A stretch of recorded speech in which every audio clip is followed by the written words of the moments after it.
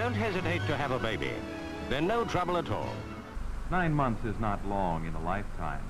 But if you're like the average mother-to-be, when it's nearly over, you'll be ready. In fact, you'll be more than ready. You'll be waiting and waiting.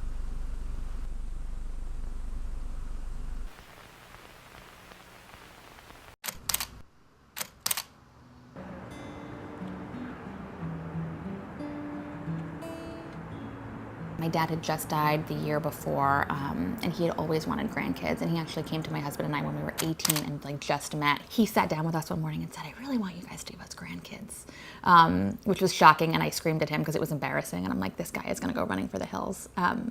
But 9 years later, we were pregnant.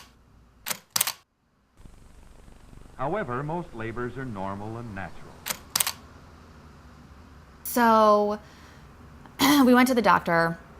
Mike was 100%, not expecting anything to be wrong. She said, "Welcome, welcome. So what are you coming in for today?" And I said, "Well, I haven't really felt movement in about a day and a half. So I just wanted to check everything was okay." And she said, "Oh, how far along are you?" And I said, 26 weeks. And she said, "Oh, no problem, no problem. Like, it's normal, it's normal." So she, more than anyone, did not expect for anything to be wrong. And I felt horrible because I was like, I'm a little bit nervous laying down on this woman's bed because she's having a really good day and she's very, very like sprightly. So I lay down on the bed and I just remember looking up at her ceiling, and Mike was standing off to my right in a chair. And I could kind of see him in the corner of my eye, just kind of sitting with his hands, not, just expecting to see on the sonogram what we saw all the time on a sonogram, which was a little 6.5-month-old just wriggling around in utero. And so the doctor puts the sonogram on the machine on my belly and starts moving it around, and I just am staring straight up at the ceiling. I didn't want to look at the sonogram. I didn't want to look at her face. I was just waiting for oh, yep, there she is, moving around. And I'm waiting, and I'm waiting, and I'm waiting, and it feels like a year is going by while I'm waiting for someone to say something. And then I hear the doctor gasp, and I see her out of the corner of my eye put her hand up to her mouth. And she says, "I can't find a heartbeat." And when your doctor says, "Congratulations, you did a fine job," he really means I'm like this really sad pregnant person, right? Coming in the rain with a big pregnant belly saying like, "Sorry to disturb you, but my baby is not alive anymore and I need to deliver her." I told the receptionist that I needed to deliver what was going to be a stillborn baby. And they sent me right up to the OB ward, and these like incredible midwives just took us in. Then they gave me these amazing materials. They handed me pamphlets and they walked me through what was going to be happening. And this is something that we don't have here in the States. We have no standardized system of caring for women after pregnancy loss. So I was lucky to get these amazing pamphlets from a nonprofit in the UK called SANS. And they have all of these amazing materials that all of the hospitals, all the NHS hospitals have available to you. And so they hand you pamphlets and it says, "You've just found out that your baby has died, and here's how you're probably feeling. And here are quotes from other parents who have gone through this on how they were feeling. Here are the next few decisions you're gonna have to make. You're gonna have to legally decide whether to bury or cremate your baby. You're gonna have to decide what kind of medication you want during the labor and birth of your baby. You're gonna have to go down to a city hall building and pick up the death certificate because you're not gonna have a birth certificate for this baby." And it just kind of lays out all of this information that is so morbid, but like logistically exactly what you need in front of you to understand what's gonna happen over the next couple of days of your life that has been completely turned upside down. And the other piece was this box that we got to take home. And so we left the hospital and we got into the elevator, and there was another couple there with us, and they had their new baby in the car seat.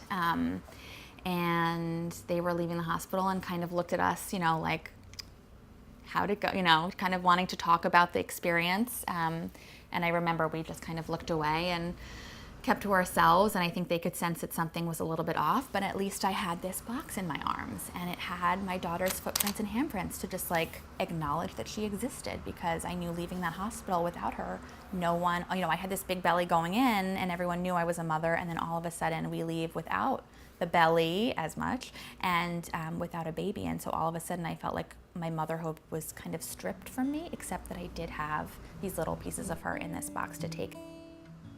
And that's one thing that we don't have here in the US. We don't have a systemized, standard way of caring for women after losses like these. And what we hope to do with Mommy Interrupted, which is the advocacy organization I started when I got home from the UK, is to find ways to get materials to mothers directly. It's really hard to go through different hospital systems and different kind of administrative staffs and find a way to make sure people are presenting information to the patients in a way that reaches them.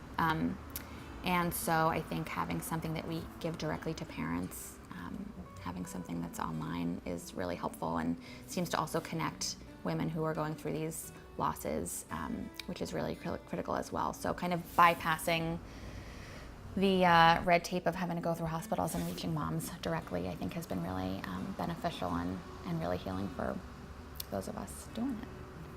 Like, our expectation societally of everything being like rainbows and butterflies all the time just isn't life. And so we've gotten to this point where we're so out of touch with like nature, like the death and rebirth and all of the stuff that happens naturally around us. I think in our busy lives, we just don't think about it a lot. And so when really traumatic stuff happens, it comes as a shock, and people feel like they were kind of, like it was put upon them and that it's not fair.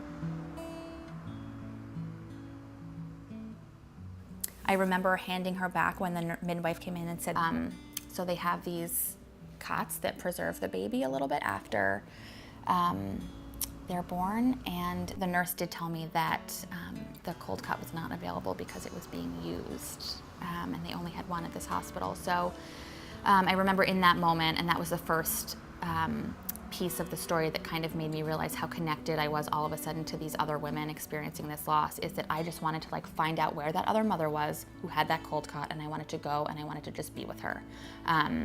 It was, there's a thing that connects women, I think, when they become pregnant, like all other moms all of a sudden like smile at you and your belly, and there's like, you're in this like mom's club, everyone gives you advice.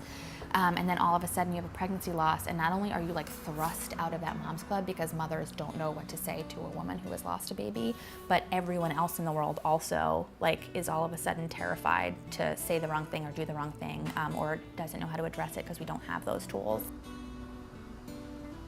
So the healing retreat I went on, the Return to Zero retreat, was led by this amazing woman, Kylie Hainish, who lost her son at full term. Kylie's husband made a movie called Return to Zero, starring Minnie Driver, about their loss. And through that, Kylie realized that she wanted to do something to help other mothers.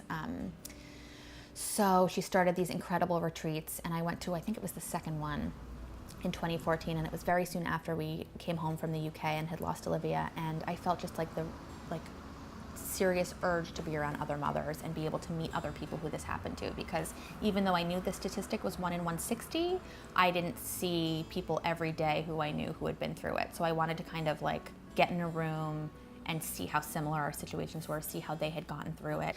I get to the retreat, and it's like this incredible group of 24 other women who I stay in contact still to this day, and are just like beacons of light for me.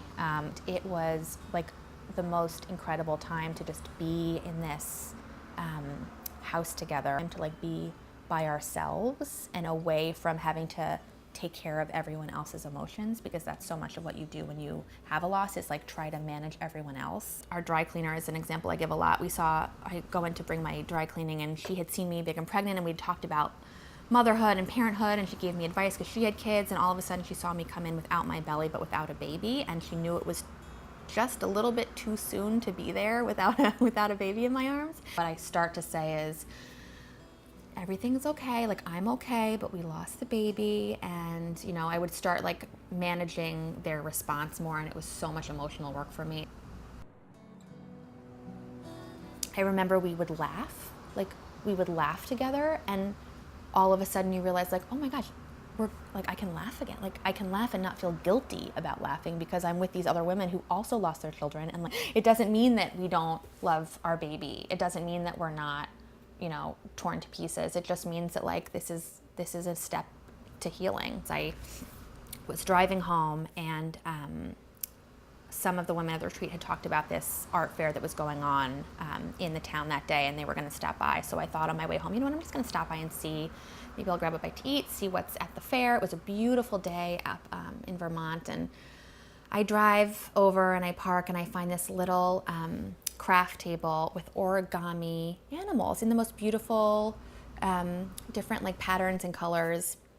And for me, Olivia's animal for her nursery and for all the kind of stuff we had bought was a flamingo. And so she kind of was always represented to me in a flamingo. And I go over to this craft table with the origami pieces, and I just see this pink origami flamingo. And it just jumped out at me, and I thought, oh my gosh, this is like cosmic, I don't believe in this stuff, but I feel like I'm at this retreat and she's here with me in some way, and like this is kind of flipped my grief on its head, and I feel like so at peace, and I love that I'm seeing a sign of her. And so I went up to the artisan and I said, I would love to take as many pink flamingo origami pieces as you have. And she said, oh, I have about 5 of them. Of course, I'll box them up. And she said, can I ask, why so many flamingo origamis? And I said, I was finally able to like share with someone in a way that was happy. I said, I lost my daughter a couple of months ago, and her like symbol to me had always been flamingos. And so I just saw your gorgeous origami flamingos and felt so connected, and I felt like it was a sign from her, and I would just love to bring them home for our family to give as ornaments for the holidays. And she just grabbed my hand and she said, that is just the most beautiful thing anyone has said to me about my art, and I am so touched that it spoke to you. And she said, I am so like honored to be a piece of that story now. And it just changed my entire outlook. I think that I was finally like, okay, I can talk about my daughter in a way that doesn't scare other people, and that is even like a gift. We can like exchange something that is beautiful and memorable and really connects me to someone else rather than distances me through the story. It was like a really big piece of our family that we could acknowledge and carry through our lives. And so to kind of put it visually, just think of a color that you would like to assign to Olivia. And if you think of your life as a tapestry, just pick that color for her and weave her in as you go along.